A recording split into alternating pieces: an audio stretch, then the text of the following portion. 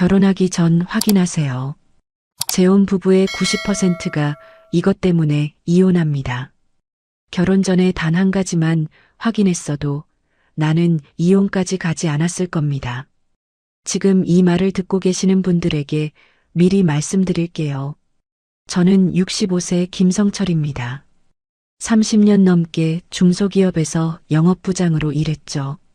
성실하게 살았다고 자부합니다. 그런 제가 왜 재혼 후 1년 만에 이혼을 하게 되었을까요? 아내가 세상을 떠난 건 5년 전이었습니다. 갑작스러운 뇌출혈이었죠. 병원에 도착했을 때는 이미 늦었어요.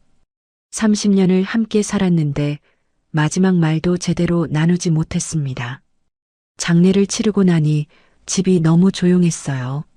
아침에 일어나면 옆자리가 비어 있고 저녁에 집에 돌아와도 불이 꺼져 있는 거예요.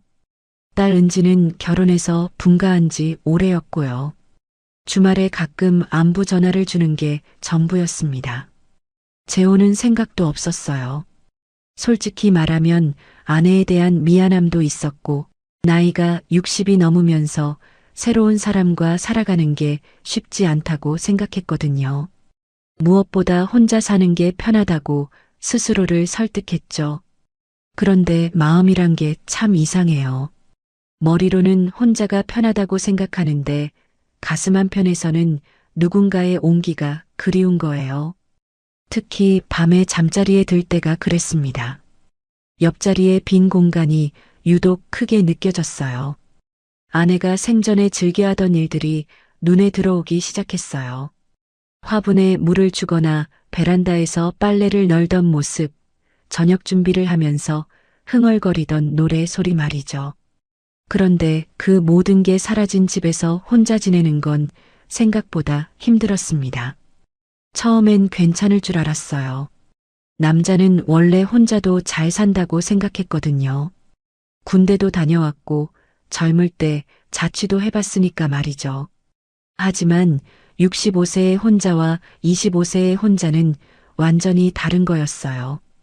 밤이 특히 길었습니다. 저녁을 먹고 나면 할 일이 없어요. 텔레비전을 켜도 재미있는 프로그램이 별로 없고 뉴스는 우울한 이야기만 나오죠. 책을 읽으려 해도 집중이 안 됐어요. 글자가 흐릿하게 보이는 것도 있었지만 무엇보다 마음이 허전했거든요. 8시쯤 되면 정말 막막했어요. 잠자리에 들기엔 너무 이르고 그렇다고 밖에 나갈 곳도 마땅치 않고요. 동네 산책을 나가봐도 혼자 걷는 게 쓸쓸했습니다.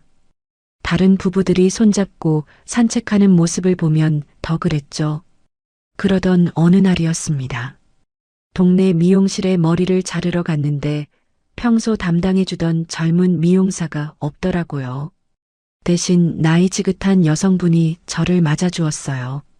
바로 오미숙이었습니다. 오미숙은 차분하고 편안한 분이었어요. 머리를 자르면서 자연스럽게 대화를 이어갔죠. 날씨 이야기부터 시작해서 동네 소식, 그리고 서로의 근황까지 얘기하게 됐어요.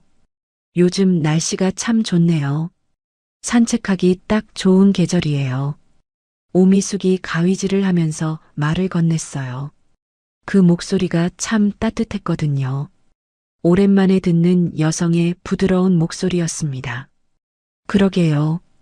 그런데 혼자 산책하기엔 좀 쓸쓸하긴 해요. 제가 무심코 내뱉은 말이었는데 오미숙이 고개를 끄덕였어요. 저도 그래요. 혼자 사니까 뭘 해도 심심하더라고요. 오미숙도 혼자 산다고 하더라고요.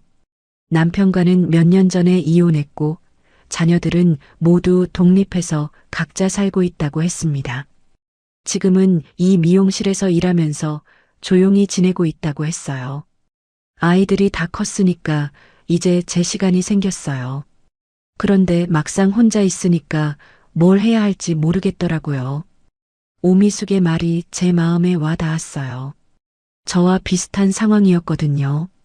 자식들은 다 독립했고 이제 자신만의 시간이 생겼는데 그 시간을 어떻게 채워야 할지 모르는 거죠. 저도 요즘 그런 생각을 많이 해요. 은퇴하고 나니 시간은 많은데 할 일은 없고 남편분은 언제 돌아가신 거예요?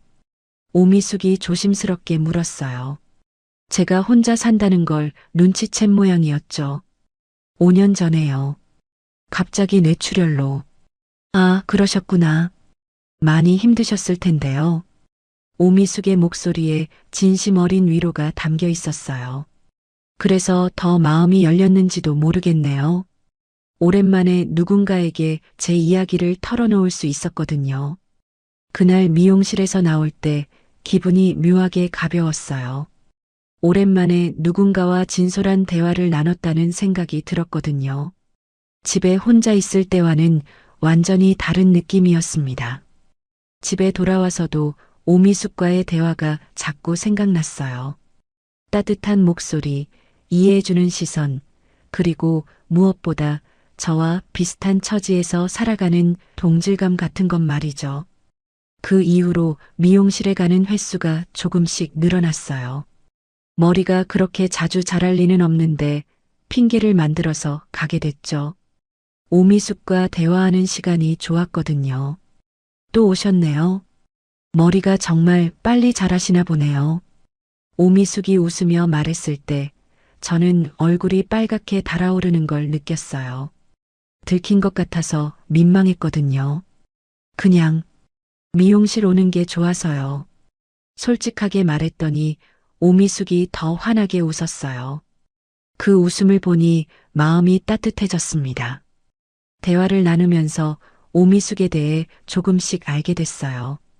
현실적이고 차분한 성격이라는 것, 자식들에게 의존하지 않고 독립적으로 살려고 한다는 것, 그리고 무엇보다 저와 비슷하게 혼자 사는 외로움을 잘 이해한다는 것 말이죠.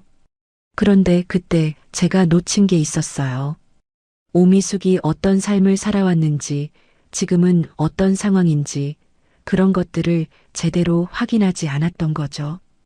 단지 혼자 산다는 것, 차분하고 현실적이라는 것, 그 정도만 알고 있었어요.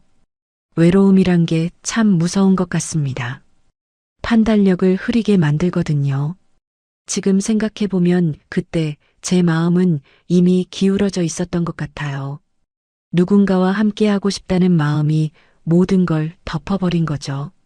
만약 그때, 정말 그때 단 하나만이라도 제대로 확인했다면 어땠을까요? 오미숙의 삶이 정말로 정리된 상태인지, 과거와 완전히 단절된 상태인지 말입니다. 하지만 저는 그러지 않았어요. 아니, 그러지 못했다고 해야겠죠. 외로움이 만든 착각 속에서 모든 게 순조롭게 흘러가는 것처럼 보였거든요. 그리고 그 착각이 저를 돌이킬 수 없는 길로 이끌었습니다. 오미숙과 자주 만나게 되면서 조금씩 서로에 대해 알아가기 시작했어요. 미용실에서 만나는 게 자연스러워졌고, 나중에는 커피 한잔 하자고 제안하기도 했죠. 오늘 일 끝나고 시간 괜찮으면 커피 한잔 어때요? 처음 이런 말을 꺼낼 때 가슴이 두근거렸어요. 마치 젊은 시절로 돌아간 것 같았거든요. 오미숙은 잠깐 망설이다가 고개를 끄덕였습니다. 좋아요. 오랜만에 누군가와 차 마시는 것도 좋겠네요. 미용실 근처 조그만 커피숍에서 마주 앉았을 때 오미숙을 제대로 본 것 같았어요. 미용실에서 일할 때의 차분한 모습 그대로였죠. 나이에 비해 단정하고 깔끔한 인상이었습니다.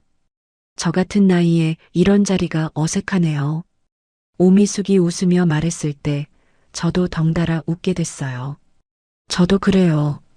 아내가 돌아가시고 나서 여성분과 이렇게 앉아본 게 처음이거든요. 그날부터 우리는 서로의 이야기를 조금씩 나누기 시작했어요. 저는 아내와의 추억, 딸 은지 이야기, 그리고 혼자 사는 일상에 대해 얘기했죠. 오미숙도 자신의 이야기를 들려주었습니다. 전 남편과는 완전히 끝났어요. 성격 차이로 몇 년 전에 이혼했거든요. 오미숙의 목소리에는 담담함이 있었어요. 아픈 기억이겠지만 이미 정리가 된 것처럼 보였죠. 아이들도 다 커서 각자 살아요.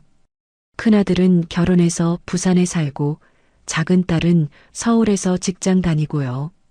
이제 각자 자기 삶이 있으니까 엄마한테 의존하지도 않아요. 이 말을 들었을 때 안심이 됐어요.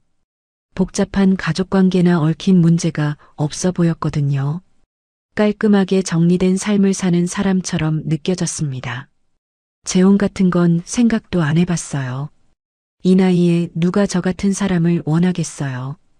오미숙이 자조적으로 웃으며 말했을 때 저는 오히려 더 마음이 끌렸어요. 욕심이 없어 보였거든요. 무언가를 바라거나 기대하는 것 같지 않았죠. 저도 재혼은 꿈도 못 꾸죠. 혼자 사는 게 익숙해졌고요. 그렇게 말하면서도 마음 한편으로는 다른 생각이 들고 있었어요. 이 사람과 함께하면 어떨까 하는 생각 말이죠. 시간이 지날수록 오미숙과 만나는 횟수가 늘어났어요. 일주일에 한 번, 그 다음엔 일주일에 2번. 미용실에서 만나는 것도 있었지만 따로 시간을 내서 만나는 경우도 많아졌죠. 오미숙은 정말 현실적인 사람이었어요. 감정에 치우치지 않고 모든 걸 차근차근 생각하는 타입이었죠. 돈 관리도 철저했고 계획을 세워서 살아가는 모습이 인상적이었습니다. 나이 들어서는 계획 없이 살면 안 돼요. 건강 관리도 그렇고 경제적인 부분도 그렇고요. 오미숙의 이런 말이 저에겐 든든하게 느껴졌어요. 아내가 살아있을 때는 제가 모든 걸 책임졌거든요. 그런데 이제는 현실적으로 생각해 줄 사람이 옆에 있다는 게 좋았습니다. 몇 달이 지나면서 저도 모르게 오미숙에게 의존하고 있는 자신을 발견했어요. 혼자 결정하기 어려운 일이 있으면 오미숙에게 물어보게 됐죠. 김성철 씨는 참 순수하세요. 세상 물정을 잘 모르는 것 같아요. 오미숙이 이렇게 말할 때마다 저는 기분이 좋았어요. 누군가 제게 관심을 가져준다는 느낌이었거든요. 그런데 딸 은지가 조심스럽게 물어봤을 때는 당황스러웠어요. 아빠 요즘 자주 나가시는 것 같은데 혹시 누구 만나는 거예요? 은지가 주말에 집에 왔을 때 던진 질문이었어요. 숨기고 싶지는 않았지만 어떻게 설명해야 할지 막막했죠. 응, 동네 미용실에서 알게 된 분이 계셔. 아빠한테 좋은 분이면 저도 기쁜데요. 그런데 그분에 대해서 아빠가 얼마나 아세요? 은지의 질문이 예상보다 직설적이었어요. 무슨 말이야? 그분 가족관계라든지 경제적인 상황이라든지. 아빠, 그 사람 삶은 다 본 거예요? 은지의 말에 순간 멈칫했어요. 사실 오미숙에 대해 자세히 아는 게 별로 없었거든요. 이혼했다는 것, 자녀들이 독립했다는 것, 현실적인 성격이라는 것 정도였죠. 그런 걸 캐묻는 게 예의는 아니지 않겠니? 저는 은지의 질문을 피하려 했어요. 오미숙의 과거를 자세히 묻는 건 무례한 일이라고 생각했거든요. 서로 믿고 지내는데 굳이 캐물을 필요가 있나 싶었죠. 아빠, 전 아빠를 걱정해서 하는 말이에요. 재혼을 반대하는 게 아니라 그냥 조심스럽게 알아가시라는 거예요. 은지의 말에는 진심 어린 걱정이 담겨 있었어요. 하지만 그때 저는 그 걱정을 오해로 받아들였습니다. 딸이 제 재혼을 달가워하지 않는다고 생각했거든요. 은지야, 아빠도 이제 혼자 살기 힘들어. 평생 혼자 살라는 거야? 그런 게 아니에요, 아빠. 다만 성급하게 결정하지 마시라는 거예요. 하지만 저는 은지의 조언을 들으려 하지 않았어요. 오히려 딸이 제 선택을 불신한다고 느꼈죠. 그래서 더욱 오미숙을 감싸게 됐습니다. 오미숙에게 은지의 걱정을 털어놨을 때 오미숙은 이해한다는 반응을 보였어요. 당연히 딸이 걱정하죠. 저도 제 아이들이 그러면 이해할 것 같아요. 이런 반응이 오히려 오미숙에 대한 신뢰를 높였어요. 감정적으로 반응하지 않고 차분하게 받아들이는 모습이 성숙해 보였거든요. 시간이 지나면 은지도 이해할 거예요. 지금은 갑작스러워서 그런 거겠죠. 오미숙의 말이 맞는 것 같았어요. 저도 은지 입장에서는 갑작스러운 일이겠다 싶었거든요. 그렇게 몇 개월이 더 지났어요. 오미숙과의 관계는 자연스럽게 깊어져 갔고 저는 점점 더 확신을 갖게 됐습니다. 이 사람이라면 함께 노후를 보낼 수 있겠다는 생각이 들었거든요. 무엇보다 오미숙이 저에게 무리한 요구를 하지 않았어요. 각자의 생활을 존중하면서 함께 시간을 보내는 것 같았죠. 재혼에 대한 욕심도 없어 보였고요. 그런데 지금 생각해보면 그때가 가장 위험한 순간이었어요. 저는 오미숙의 말만 듣고 있었거든요. 실제로 오미숙이 어떤 사람들과 어떤 관계를 맺고 살아가는지, 과거가 정말로 정리된 상태인지 그런 건 확인하려 하지 않았습니다. 확인하지 않는 것이 배려라고 생각했어요. 상대방의 과거를 자세히 묻는 건 예의가 아니라고 여겼거든요. 서로 믿고 지내는데 굳이 캐물을 필요가 있겠나 싶었죠. 하지만 그게 제일 큰 실수였습니다. 사랑하는 것과 확인하는 것은 다른 문제거든요. 사랑한다고 해서 모든 걸 믿어야 하는 건 아니에요. 특히 결혼처럼 인생을 바꾸는 결정을 할 때는 더욱 그렇죠. 은지의 걱정을 무시한 것도 후회됩니다. 딸이 저를 위해서 한 말이었는데 저는 그걸 간섭으로만 받아들였어요. 나이든 부모의 연애를 반대하는 이기적인 자식 정도로 생각했거든요. 그때 만약 은지의 말을 듣고 오미숙에 대해 좀 더 자세히 알아봤다면 어땠을까요? 아니면 오미숙의 주변 사람들을 만나볼 기회라도 가졌다면 말이에요. 그랬다면 나중에 겪게 될 일들을 미리 막을 수 있었을지도 모릅니다. 오미숙과 결혼을 결정한 건 만난 지 8개월 후였어요. 서로에 대해 충분히 알았다고 생각했고 함께 노후를 보내면 좋겠다는 마음이 들었거든요. 이 나이에 거창한 결혼식은 부담스럽죠. 간단하게 혼인신고만 하면 어떨까요? 오미숙이 먼저 이런 제안을 했을 때 저는 현실적이고 합리적인 생각이라고 여겼어요. 과시욕 없이 실속 있게 생각하는 모습이 마음에 들었거든요. 혼인신고를 하던 날을 지금도 기억해요.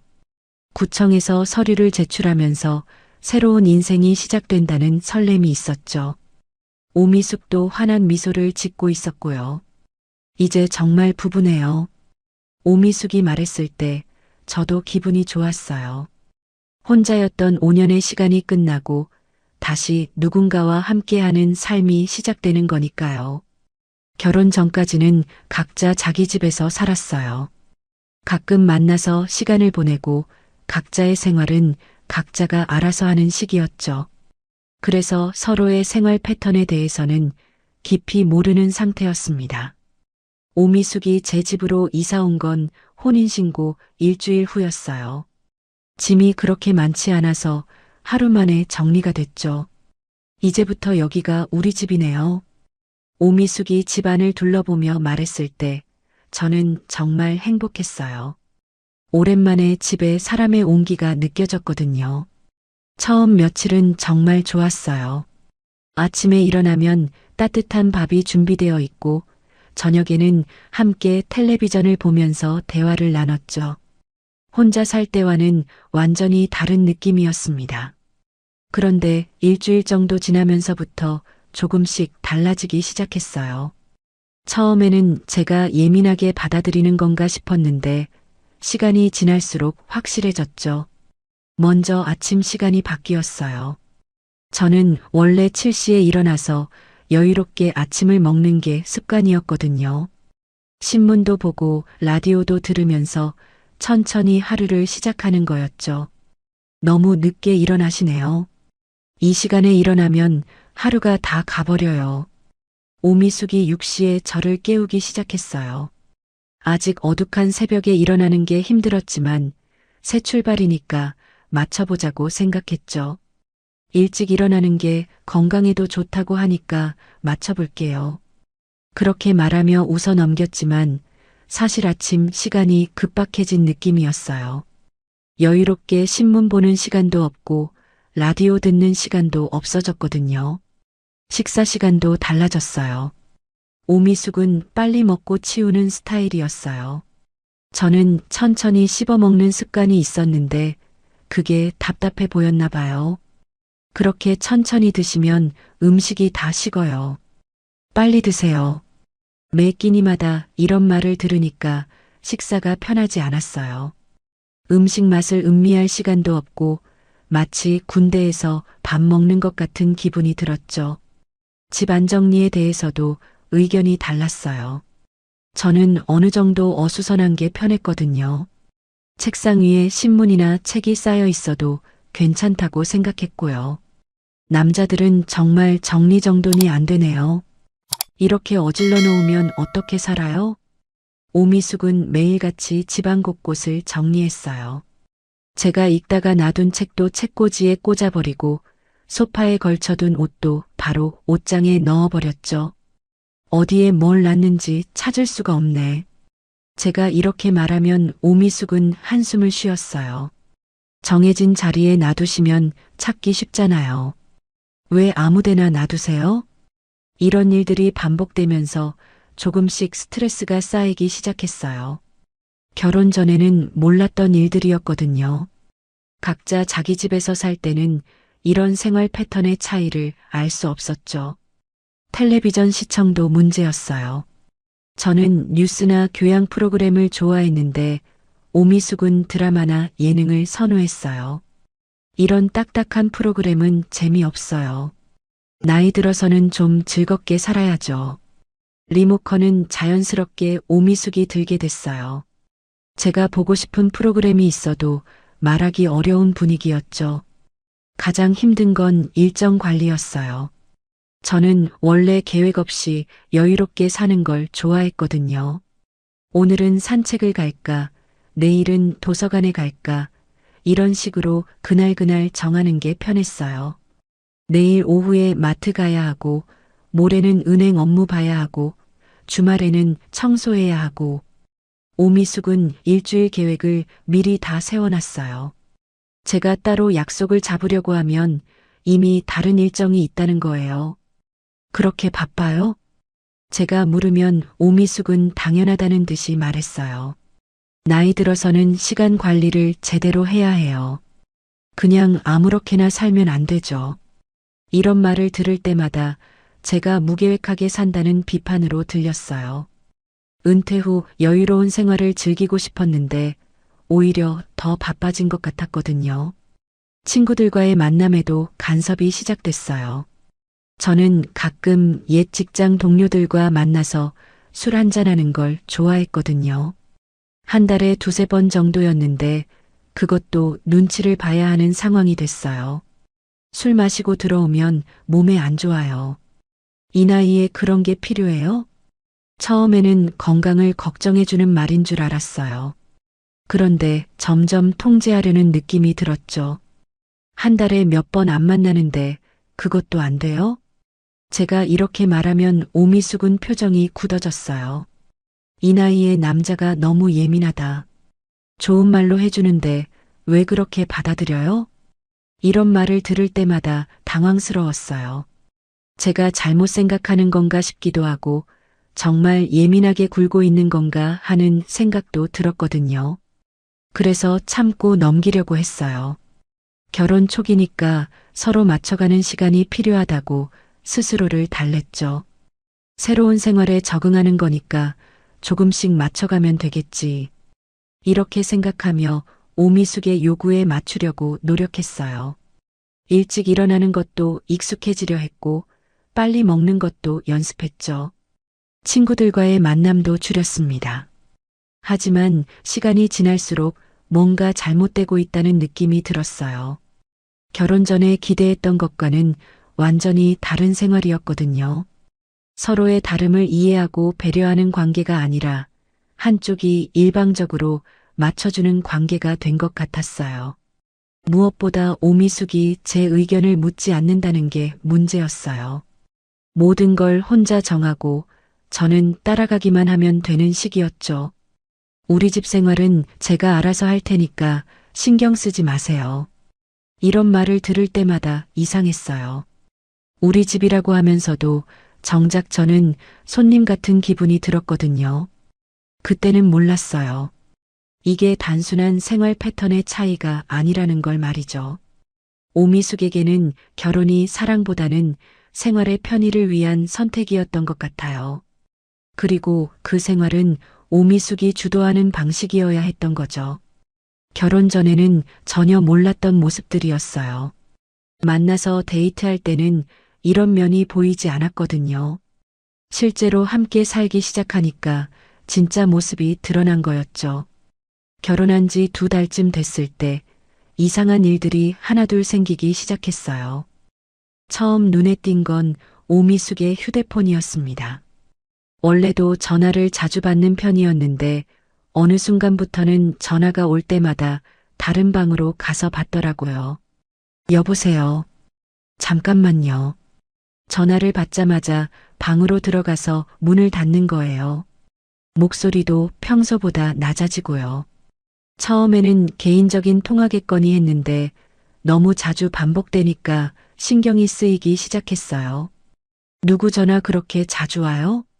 제가 물어보면 오미숙은 대수롭지 않다는 듯이 대답했어요. 옛날 직장 동료요. 별일 아니에요. 그런데 그 전화들이 대부분 밤늦게 왔어요.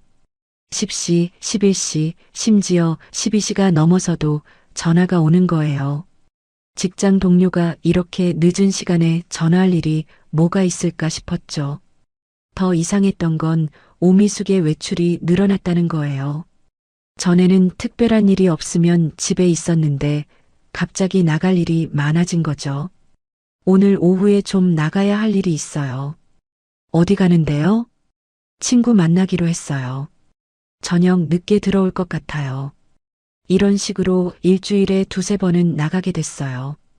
그리고 돌아올 때마다 뭔가 지쳐 보였어요. 즐거운 만남이었다면 기분이 좋았을 텐데 표정이 어둡고 피곤해 보였거든요. 오늘 어땠어요? 제가 물으면 항상 같은 대답이었어요. 그냥 그래요. 별일 없어요. 그러던 어느 날 밤 오미숙이 또 전화를 받으러 방으로 들어갔는데 목소리가 평소보다 컸어요. 들으려고 한 건 아니었는데 거실까지 소리가 들렸거든요. 그렇게 하면 안 된다고 했잖아. 왜 혼자 결정해? 화가 난 목소리였어요. 제가 아는 오미숙의 차분한 모습과는 완전히 다른 톤이었죠. 돈이 얼마나 들어가는데 그런 식으로. 아니야, 내가 직접 가서 얘기할게. 돈 얘기까지 나오니까 더 신경이 쓰였어요. 도대체 누구와 무슨 일로 이런 대화를 하는 건지 궁금했거든요. 그 다음 날 오미숙은 아침 일찍부터 나갔어요. 급한 일이 생겨서 나가야 해요. 저녁 늦게 올 것 같아요. 서둘러 준비하고 나가는 모습이 평소와 달랐어요. 화장도 제대로 안 하고 옷도 대충 입고 나가더라고요. 그날 저녁 늦게 돌아온 오미숙은 완전히 지쳐 있었어요. 얼굴도 창백하고 말수도 없었죠. 많이 힘들었나 봐요. 무슨 일이에요? 제가 걱정스럽게 물었지만 오미숙은 대답하지 않았어요. 그냥 방으로 들어가 버렸죠. 이런 일들이 계속 반복되면서 저는 점점 불안해졌어요. 결혼 전에는 전혀 몰랐던 일들이었거든요. 오미숙에게 뭔가 숨기는 일이 있는 것 같았어요. 결정적인 순간은 한 달 후에 왔습니다. 오미숙이 외출한 사이에 집에 남자분이 찾아왔어요. 오미숙 씨 계세요? 40대 후반 정도 되어 보이는 남자였어요. 정장을 입고 있었지만 뭔가 급해 보이는 모습이었죠. 지금 외출 중인데요. 누구신지 박정수라고 합니다. 급한 일이 있어서 왔는데 박정수라는 이름을 처음 들었어요. 오미숙이 한 번도 언급하지 않았거든요. 연락처 아시면 전화해 보시는 게... 전화 안 받으실 거예요. 제가 여기서 좀 기다려도 될까요? 뭔가 절박한 표정이었어요. 그래서 거실로 모셨는데 박정수는 계속 휴대폰을 들여다보며 초조해하더라고요. 오미숙 씨와는 어떤 사이신지 제가 조심스럽게 물어봤을 때 박정수는 잠깐 멈칫했어요. 아, 오래된 지인이에요. 사업상 상의할 일이 있어서요. 사업? 오미숙이 무슨 사업을 한다고 했나 생각해 봤는데 기억이 안 났어요. 그때 오미숙이 돌아왔어요. 문 열고 들어오다가 거실에 앉아 있는 박정수를 보고는 얼굴이 굳어졌어요. 정수야, 왜 여기까지 왔어? 정수야? 사업 상대라고 하기엔 너무 친근한 호칭이었어요. 전화 안 받아서 급한 일이라고 했잖아. 박정수의 목소리에는 다급함이 있었어요. 그리고 제가 있는 걸 의식해서인지 목소리를 낮춰 말했죠. 일단 나가서 얘기하자. 오미숙이 박정수를 밖으로 데리고 나갔어요. 15분 정도 후에 혼자 들어왔는데 표정이 어두웠어요. 누구예요? 그분? 제가 물으니까 오미숙은 짜증스럽게 대답했어요. 그냥 아는 사람이에요. 별일 아니니까 신경 쓰지 마세요. 하지만 그 이후로 박정수와 관련된 일들이 계속 생겼어요. 전화는 더 자주 왔고 오미숙의 외출도 늘어났죠. 한 번은 오미숙이 급하게 나가면서 가방을 두고 간 적이 있어요.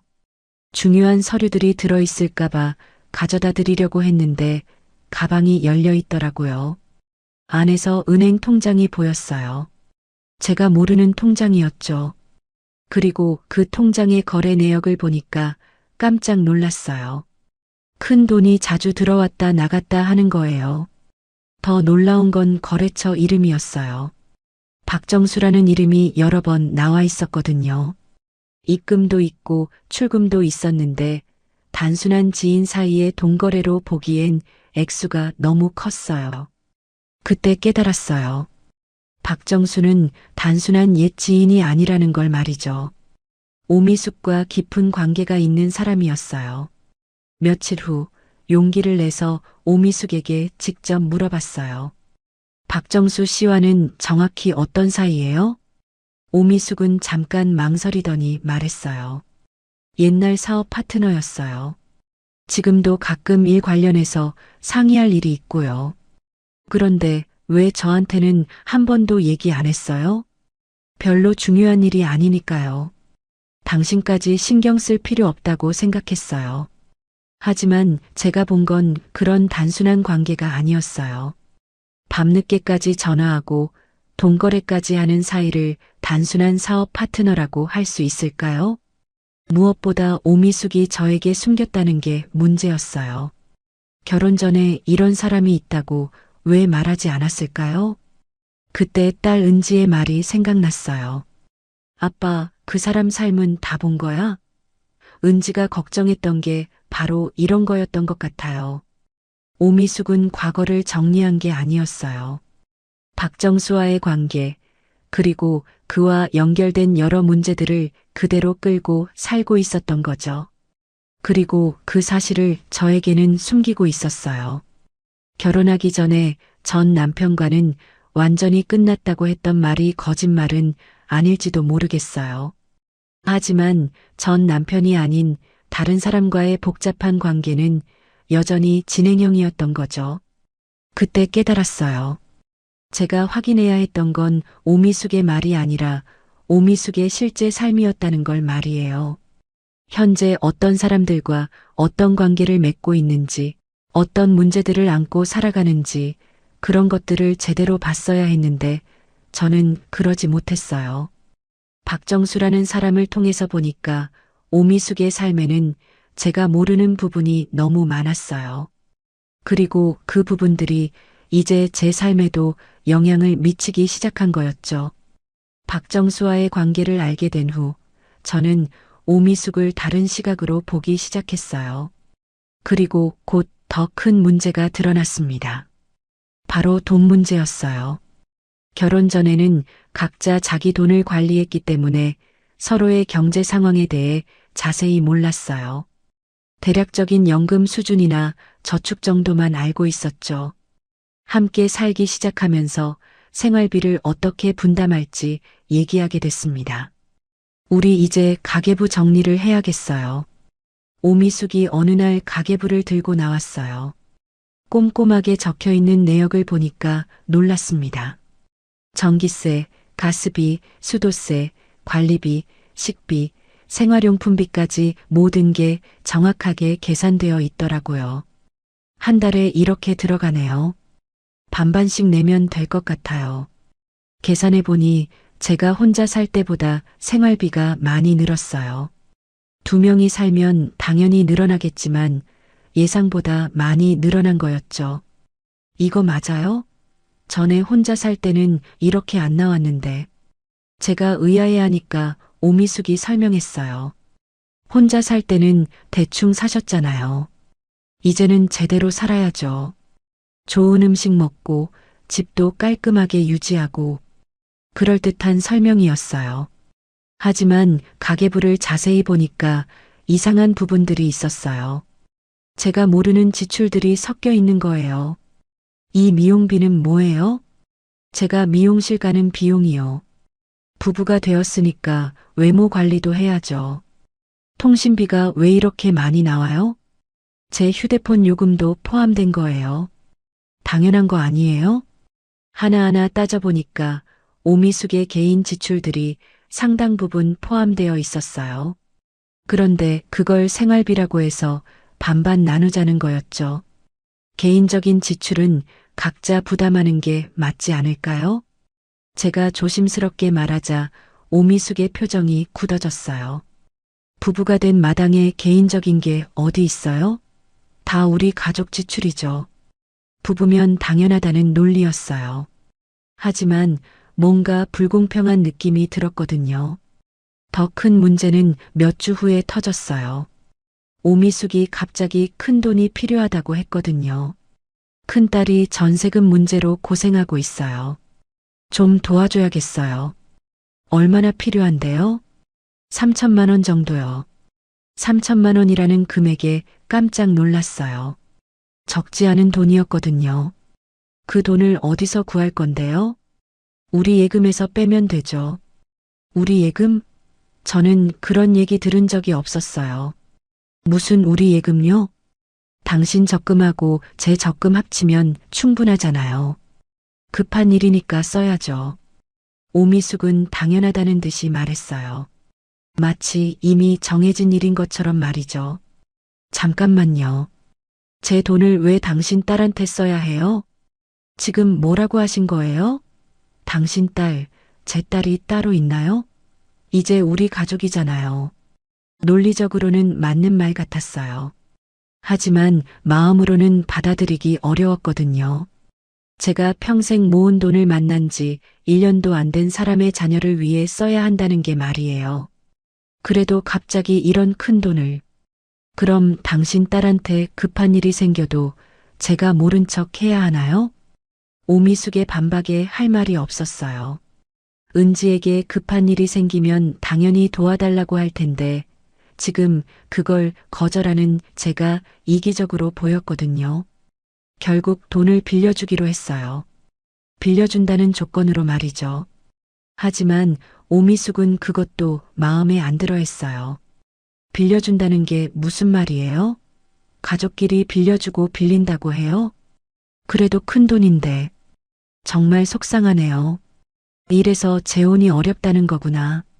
오미숙이 눈물까지 글썽이면서 말하니까 제가 잘못한 것 같았어요. 결국 그냥 도와주는 걸로 했죠. 그런데 그게 시작이었어요. 한 달 후에는 작은 아들이 사업 자금이 필요하다고 했고 2달 후에는 오미숙 자신이 투자할 일이 생겼다고 했어요. 그때마다 저희 돈에서 빼서 쓰는 게 당연하다는 식이었죠. 이번에는 얼마예요? 이미 지친 목소리로 물으면 오미숙은 대수롭지 않게 대답했어요. 많지 않아요. 2천만 원 정도. 많지 않다고? 2천만 원이 적은 돈인가요? 이렇게 계속 쓰면 노후 자금이 떨어져요. 제가 걱정스럽게 말하자 오미숙은 화를 냈어요. 노후 자금이 뭐가 중요해요? 지금 당장 급한 일이 있다는데. 그래도 계획을 세워서. 계획. 당신은 계산기예요? 가족이 어려우면 도와야 하는 거 아니에요? 이런 식으로 얘기하면 제가 인정머리 없는 사람이 되는 거였어요. 가족의 어려움을 외면하는 이기적인 사람으로 만들어지는 거죠. 더 화나는 건 박정수와 관련된 동거래도 있었다는 거예요. 어느 날 우연히 보니까 박정수에게 돈을 빌려준 적이 여러 번 있더라고요. 박정수 씨한테 왜 돈을 빌려줬어요? 급한 일이 있었대요.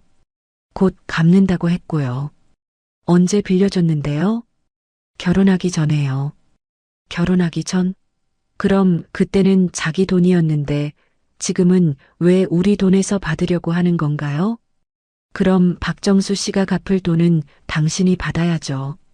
무슨 소리예요? 지금 우리 돈이잖아요. 이상한 논리였어요. 빌려줄 때는 자기 돈이었는데 받을 때는 우리 돈이라는 거였죠. 점점 제자리가 없어지는 느낌이었어요. 제가 평생 모은 돈은 오미숙과 오미숙 가족들을 위해 쓰이고 제 미래 계획은 뒤로 밀리고 제 의견은 무시당하는 거였어요. 당신은 너무 이기적이에요. 오미숙이 자주 하는 말이었어요. 뭔가 반대하거나 의견을 내면 이기적이라는 딱지를 붙이는 거죠. 가족이 되었으면 마음도 가족이 되어야죠. 당신은 아직도 남이라고 생각하는 것 같아요. 이런 말을 들을 때마다 죄책감이 들었어요. 정말 제가 마음이 좁은 건가, 사랑이 부족한 건가 싶기도 했거든요. 하지만 시간이 지나면서 깨달았어요. 이게 사랑의 언어가 아니라는 걸 말이에요. 진정으로 저를 사랑한다면 제 입장이나 제 미래에 대해서도 생각해 줬을 텐데 오미숙은 항상 자신과 자신의 가족만 생각하고 있었어요. 부부면 당연한 거 아니에요? 이 말을 들을 때마다 허탈했어요. 부부라는 이름으로 제 모든 걸 당연하게 여기는 거였으니까요. 가장 화가 났던 건 은지 얘기였어요. 오미숙의 자녀들을 위해서는 아낌없이 돈을 쓰면서 은지가 결혼 준비로 도움이 필요하다고 했을 때는 다른 반응을 보였거든요. 은지는 이미 결혼했잖아요. 이제 자기가 알아서 해야죠. 당신 딸들 도울 때는 가족이라고 하면서 제 딸은 왜 자기가 알아서 해야 해요? 그건 다른 문제예요. 제 아이들은 정말 급한 일이었고 이중잣대였어요. 자기 기준으로만 판단하고 제 입장은 고려하지 않는 거였죠. 그때 깨달았어요. 오미숙에게 결혼은 사랑이 아니라 경제적 안정을 위한 수단이었다는 걸 말이에요. 제 돈과 제 집, 제 안정적인 생활이 필요했던 거죠. 그리고 그걸 얻기 위해 저에게 접근했던 거였어요.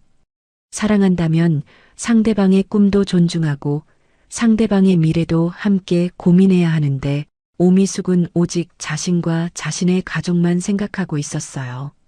제 노후 계획이나 제 행복은 중요하지 않았던 거죠.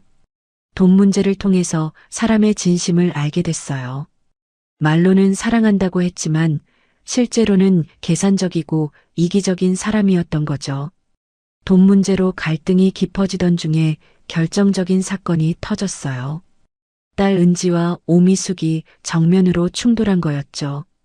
그날은 은지가 오랜만에 집에 놀러 온 날이었어요. 결혼 준비 때문에 바빠서 한동안 못 봤거든요. 저는 딸을 보니까 반가웠는데 오미숙의 표정은 좋지 않았어요. 요즘 어떻게 지내니? 은지와 반갑게 인사를 나누고 있는데 오미숙이 거실에서 나오면서 대충 인사를 하더라고요.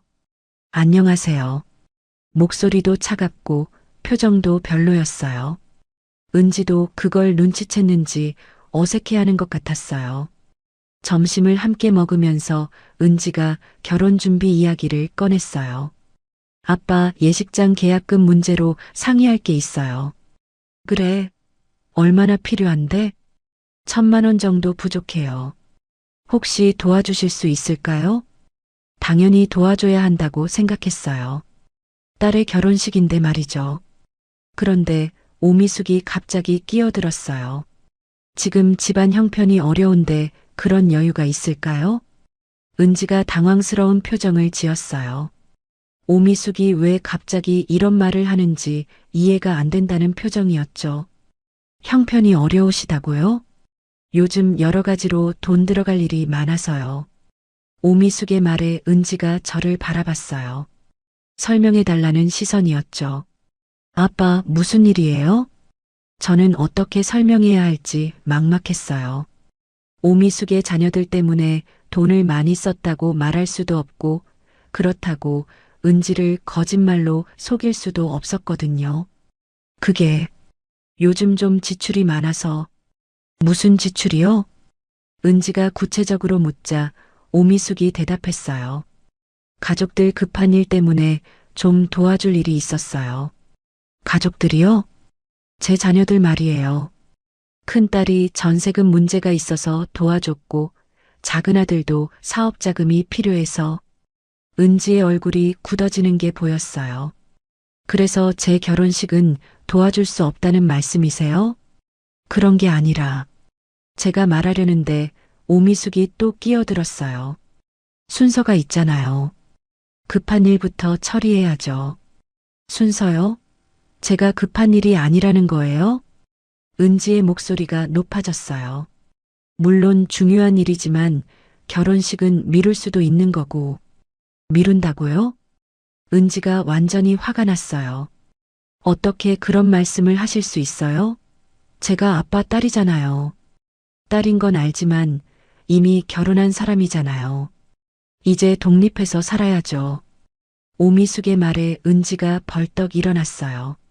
독립해서 살아야 한다고요? 그럼 당신 자녀들은 왜 계속 도와주세요? 그건 상황이 달라요. 뭐가 달라요? 똑같은 자식인데? 제 자녀들은 정말 급한 일이었어요. 제 결혼식은 급한 일이 아니고요. 둘 사이의 목소리가 점점 커졌어요. 저는 중간에서 어떻게 해야 할지 몰라 당황스러웠죠. 은지야, 진정하고. 아빠, 이게 말이 돼요? 아빠 돈으로 다른 사람 자식들 도와주고 정작 아빠 딸은 뒷전이라는 거예요? 은지의 말이 전곡을 찔렀어요. 실제로 그런 상황이었거든요. 오미숙이 화를 내기 시작했어요. 지금 무슨 말을 하는 거예요? 다른 사람 자식이라고요? 사실이잖아요. 당신하고 아빠가 결혼한 지 얼마나 됐다고 가족이라고 해요? 이제 가족이 된 이상 똑같이 대해야 하는 거 아니에요? 똑같이 대하자는 거예요? 그럼 저도 똑같이 대해주세요. 은지와 오미숙이 정면으로 맞서는 모습을 보니까 가슴이 답답했어요. 이런 상황을 만들어버린 제가 원망스러웠죠. 그때 오미숙이 결정적인 말을 했어요. 어차피 당신 자식도 아니잖아요. 그 순간 시간이 멈춘 것 같았어요. 은지의 표정이 믿을 수 없다는 듯 굳어졌고 저는 머리가 하얘졌어요. 뭐라고 하셨어요? 은지가 떨리는 목소리로 물었어요. 실수로 한 말이에요. 흥분해서. 오미숙이 변명하려 했지만 이미 늦었어요. 한번 내뱉은 말은 되돌릴 수 없었거든요. 아빠, 들으셨죠? 이 사람이 지금 뭐라고 했는지. 은지가 저를 바라보는 눈에 눈물이 맺혔어요. 은지야, 당신 자식도 아니라고 했어요. 이게 가족에 대한 생각이에요? 저는 할 말이 없었어요. 오미숙의 그 말이 진심이라는 걸 알았거든요. 평소에 속으로 생각하고 있던 게 흥분하는 순간에 튀어나온 거였죠. 미안해, 정말 실수였어. 화가 나서. 오미숙이 사과했지만 은지는 받아들이지 않았어요. 실수로 그런 말이 나와요? 평소에 그렇게 생각하고 있었으니까 나온 거죠. 그런 게 아니야. 그럼 뭐예요? 아빠와 결혼하면서 아빠 가족도 함께 받아들이겠다고 하지 않으셨어요? 은지의 말에 오미숙은 대답하지 못했어요. 아빠, 저는 이해할 수 없어요.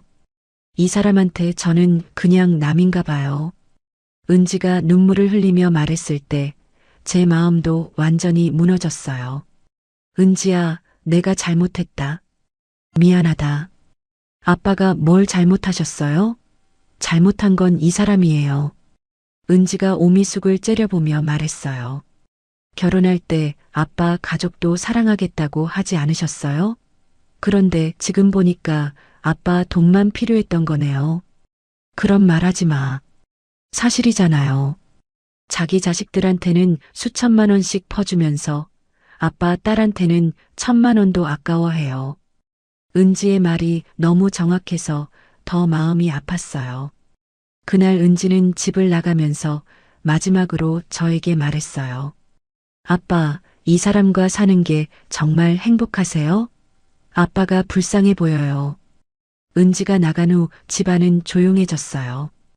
오미숙은 자기 방으로 들어가 버렸고 저는 거실에 혼자 앉아 있었죠. 그때 깨달았어요. 더 이상 이 결혼을 지속할 수 없다는 걸 말이에요. 오미숙에게 은지는 정말 남이었던 거예요. 그리고 저 역시 돈을 대주는 사람 이상의 의미가 없었던 거죠. 어차피 당신 자식도 아니잖아요. 이 말이 계속 머릿속에 맴돌았어요. 이게 오미숙의 진심이었던 거예요. 은지를 가족으로 받아들일 생각이 전혀 없었던 거죠. 그날 밤 오미숙과 마지막 대화를 했어요. 오늘 한 말 진심이었어요? 화가 나서 그런 거야. 진심이 아니야. 그럼 은지를 정말 가족이라고 생각해요? 오미숙은 대답하지 못했어요. 그 침묵이 답이었죠. 그날 저는 별거를 결심했어요. 더 이상 이 결혼을 지속할 이유가 없다고 생각했거든요. 사랑도 없고 존중도 없는 관계였으니까요. 이혼 절차는 생각보다 간단했어요. 오미숙도 더 이상 이 결혼을 유지하고 싶어 하지 않는 것 같았거든요. 서로에게 지친 상태였죠. 재산 분할은 어떻게 할까요? 변호사가 물었을 때 저는 복잡하게 생각하고 싶지 않았어요. 결혼 전 재산은 각자 가져가고 결혼 후에 쓴 돈은 그냥 넘어가는 걸로 해요. 사실 결혼 후에 제 돈이 많이 나갔지만 그것까지 따지고 싶지 않았어요. 빨리 정리하고 싶었거든요. 오미숙이 이사 나가던 날을 지금도 기억해요. 짐이 생각보다 많지 않았어요. 원래 갖고 있던 것들만 가져간 거였죠. 그동안 고마웠어요. 오미숙이 마지막에 이렇게 말했을 때 저는 별다른 감정이 들지 않았어요. 그냥 빨리 끝났으면 좋겠다는 생각뿐이었죠. 수고하셨어요. 짧게 인사하고 헤어졌어요.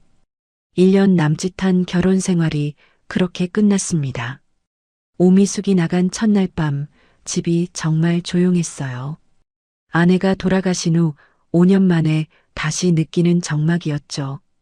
하지만 그때와는 다른 기분이었어요. 아내가 돌아가신 후의 적막은 슬프고 외로웠어요. 함께했던 추억들이 떠오르면서 그리움이 밀려왔거든요.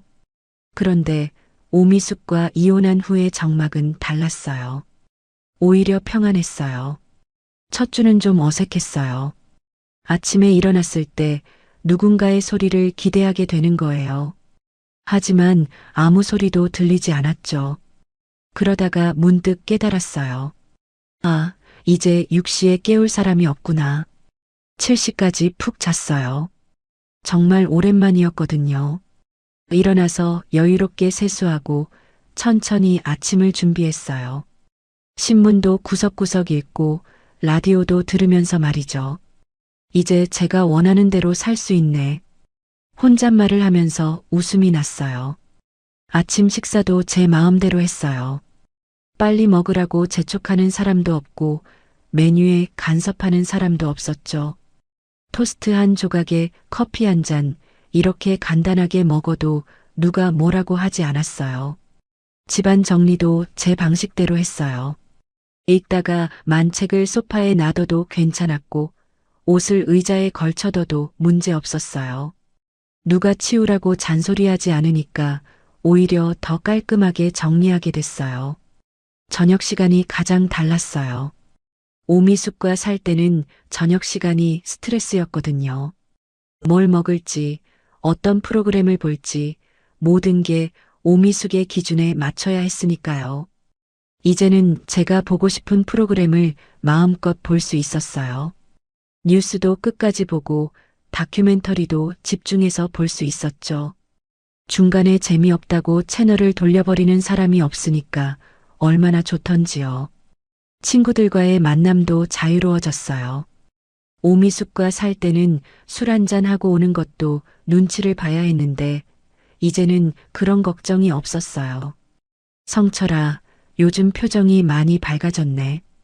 친구들이 그런 말을 했을 때 저도 놀랐어요. 제가 그렇게 어두운 표정을 하고 살았나 싶었거든요. 그래, 나도 모르게 그랬나 보네. 결혼 생활이 힘들었구나. 친구들 앞에서는 구체적인 얘기를 하지 않았지만 다들 눈치채고 있었던 것 같아요. 혼자 있는 시간이 많아지면서 제 자신을 되돌아보게 됐어요. 오미숙과 살 때는 항상 긴장하고 있었다는 걸 깨달았거든요. 뭔가 잘못하면 안 된다는 부담감, 눈치를 봐야 한다는 스트레스가 항상 있었어요. 이제는 그런 게 없으니까 마음이 편했어요. 아침에 일어나서 오늘 뭘 할까 생각하는 것도 즐거웠고 별 계획 없이 그냥 집에 있는 것도 좋았어요. 한 달 정도 지났을 때 은지가 집에 왔어요. 이혼 소식을 들었나 보더라고요. 아빠 괜찮으세요? 은지가 걱정스럽게 물었어요. 응, 괜찮아. 오히려 좋아. 정말이에요? 외롭지 않으세요? 외롭긴 한데 그게 나쁜 외로움은 아니야. 편한 외로움이랄까. 은지가 제 얼굴을 자세히 들여다봤어요. 아빠, 이제야 아빠 얼굴이 편해 보여요. 그래. 네, 그 사람이랑 살 때는 아빠 얼굴이 항상 굳어 있었어요. 뭔가 스트레스 받는 것 같았거든요. 은지의 말을 듣고 깜짝 놀랐어요. 제가 그렇게 표시를 냈나 싶어서요. 그렇게 티가 났구나. 많이 났어요. 그래서 더 걱정했던 거예요. 아빠가 행복해 보이지 않았거든요. 은지와 대화하면서 많은 걸 깨달았어요. 결혼이 무조건 좋은 건 아니라는 것, 혼자 사는 게 외롭다고 해서 아무나 만나면 안 된다는 것 말이요. 아빠, 앞으로 혼자 사실 거예요? 글쎄, 지금으로서는 그럴 생각이야. 혼자 사는 게 나쁘지 않더라. 좋은 분 만나시면 또 모르는 거 아니에요? 만약 그런 일이 있다면 이번에는 정말 신중하게 할 거야. 성급하게 결정하지 않을 거고. 며칠 후 우연히 동네에서 오미숙을 만났어요. 어색했지만 인사는 했죠. 어떻게 지내세요? 잘 지내요. 박정수 씨랑 다시 만나고 계신다면서요? 소문으로 들은 이야기였어요. 이혼하고 얼마 안 돼서 박정수와 본격적으로 만나기 시작했다고 하더라고요. 그런 얘기가 있나 보네요. 오미숙이 어색하게 웃으며 대답했어요. 그때 확신했어요. 제가 내린 결정이 옳았다는 걸 말이에요. 오미숙에게는 처음부터 박정수가 있었던 거예요. 저는 그냥 중간에 끼어든 사람이었던 거죠. 집으로 돌아오는 길에 마음이 더 가벼워졌어요. 후회나 아쉬움 같은 건 전혀 없었어요. 오히려 빨리 정리해서 다행이라는 생각이 들었죠. 저녁에 혼자 앉아서 차를 마시면서 생각했어요. 외로움이라는 게 꼭 나쁜 건 아니구나. 잘못된 사람과 함께 하는 것보다는 혼자 있는 게 훨씬 낫구나. 그날 밤 정말 푹 잤어요. 아무 걱정 없이, 아무 스트레스 없이 말이에요. 오랜만에 느끼는 깊은 잠이었어요. 다음 날 아침 창문을 열고 바깥 공기를 마셨어요. 상쾌했어요. 새로운 하루가 시작된다는 느낌이었죠. 이제 진짜 내 인생이 시작이네. 혼잣말을 하면서 미소를 지었어요. 65세의 새로운 시작이라니 늦었지만 그래도 다행이었어요. 이혼한 지 1년이 지났어요. 지금 이 이야기를 여러분께 들려드리는 것도 그 경험을 통해 깨달은 게 있어서입니다. 재혼을 말리는 건 아니에요. 저처럼 나이 든 사람들도 충분히 새로운 사랑을 할 수 있다고 생각합니다. 혼자 사는 게 외로운 것도 사실이고 누군가와 함께 하고 싶은 마음도 자연스러운 거니까요. 하지만 제가 겪은 일을 통해서 꼭 말씀드리고 싶은 게 있어요. 결혼 전에 반드시 확인해야 할 것들이 있다는 겁니다. 그것도 단순히 상대방의 말을 듣는 게 아니라 실제 삶을 봐야 한다는 거예요. 오미숙은 거짓말쟁이가 아니었어요. 전 남편과는 완전히 끝났다는 말도 사실이었을 거예요. 실제로 이혼했으니까 말이죠. 아이들도 다 커서 각자 산다는 것도 맞았고요. 하지만 그게 전부가 아니었어요. 전 남편과는 끝났지만 박정수와의 관계는 여전히 진행형이었거든요. 자녀들이 각자 살고 있기는 했지만 경제적으로는 여전히 오미숙에게 의존하고 있었고요. 재혼 생각 없다는 말도 그 순간만큼은 진심이었을지도 모르겠어요. 하지만 상황에 따라서 마음이 바뀐 거죠.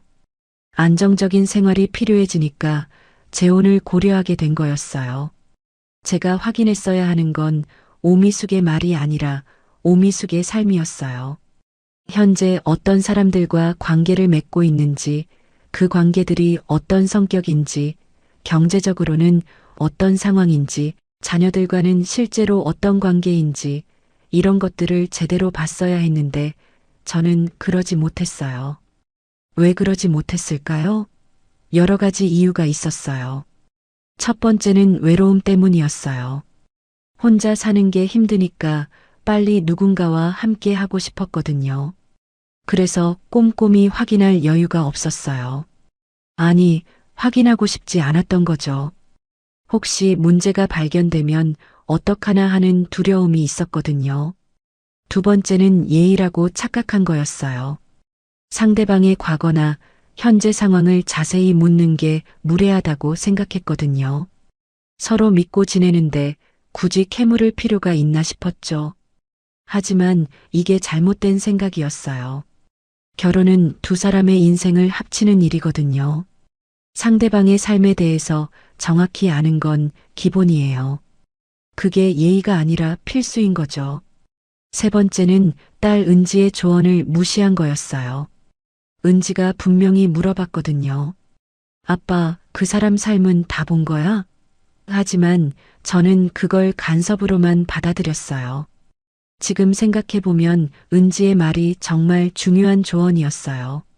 젊은 세대가 오히려 더 현실적이고 냉정하게 판단하는 것 같아요. 나이가 들수록 감정에 휘둘리기 쉬운데 주변 사람들의 객관적인 시각을 들어봐야 했는데 그러지 못했죠. 그럼 구체적으로 뭘 확인해야 할까요? 먼저 상대방 주변 사람들을 만나보세요. 가족들, 친구들, 직장 동료들 말이에요. 그 사람이 다른 사람들과 어떤 관계를 맺고 사는지 보면 그 사람의 성격을 알 수 있어요. 오미숙의 경우에는 박정수 같은 사람이 있다는 걸 미리 알았다면 좀 더 신중하게 접근했을 거예요. 단순한 지인이 아니라 복잡한 관계라는 걸 파악했다면 말이죠. 두 번째로는 경제 상황을 투명하게 공개하는 게 좋아요. 서로의 자산, 부채, 수입, 지출을 정확히 알아야 해요. 결혼하고 나서 경제적인 문제로 갈등이 생기는 경우가 정말 많거든요. 특히 재혼의 경우에는 각자의 자녀들이 있기 때문에 경제적인 부분이 더욱 복잡해져요. 누구를 어디까지 도와줄 건지, 그 기준은 뭔지, 이런 걸 미리 정해놔야 해요. 세 번째는 충분한 시간을 갖는 거예요. 저는 너무 성급했어요. 만난 지 8개월 만에 결혼을 결정했거든요. 최소 1년, 2년은 지켜봐야 한다고 생각해요. 특히 계절을 한 바퀴 돌면서 상대방을 관찰해 보세요. 스트레스 받을 때는 어떻게 반응하는지, 갈등 상황에서는 어떻게 행동하는지, 이런 걸 봐야 실제 성격을 알 수 있어요. 네 번째는 주변 사람들의 의견을 들어보는 거예요. 자식들, 친구들, 형제자매들 말이에요. 당사자는 보지 못하는 걸 주변에서는 볼 수 있거든요. 은지가 걱정해 준 것처럼 가족들의 조언을 무시하면 안 돼요. 물론 최종 결정은 본인이 하는 거지만 다양한 관점에서 들어보는 건 도움이 됩니다. 마지막으로 가장 중요한 건 상대방이 과거를 정리했는지 보는 거예요. 이전 배우자와의 관계, 자녀들과의 관계, 경제적인 문제들, 인간관계 등등이 깔끔하게 정리된 상태인지 확인해야 해요. 정리되지 않은 사람과 결혼하면 그 정리되지 않은 모든 것들이 새로운 결혼 생활에 영향을 미치거든요. 오미숙의 경우가 바로 그랬어요. 박정수와의 관계, 자녀들과의 경제적 의존 관계, 이런 게 전혀 정리되지 않은 상태였던 거죠. 사람의 말이 아니라 그 사람이 어떤 관계를, 어떤 삶을 정리하지 못한 채 살고 있는지 그걸 보셔야 합니다. 말로는 얼마든지 다 끝났다, 정리됐다고 할 수 있어요. 하지만 실제로는 그렇지 않은 경우가 많아요. 현재 제 생활은 어때요? 혼자 살고 있지만 불안하지 않아요. 처음 아내를 잃었을 때의 그런 막막함은 없어요. 아침에 일어나서 커피 한 잔 마시면서 신문 보는 시간이 좋고, 저녁에 혼자 앉아서 책 읽는 시간도 즐거워요. 친구들과 만나서 이런저런 얘기 나누는 것도 재미있고요. 은지도 자주 놀러 와요. 결혼 준비를 잘 마쳤고 지금은 행복하게 신혼생활을 하고 있어요. 제가 다시 안정을 찾으니까 은지도 안심하는 것 같더라고요. 아빠, 지금이 제일 좋아 보여요. 은지가 이렇게 말할 때마다 제 선택이 옳았다는 생각이 들어요. 혼자 산다고 해서 외로운 건 아니에요. 잘못된 사람과 함께 사는 게 더 외로운 거죠. 만약 앞으로 좋은 분을 만나게 된다면 그때는 이번 경험을 바탕으로 신중하게 접근할 거예요.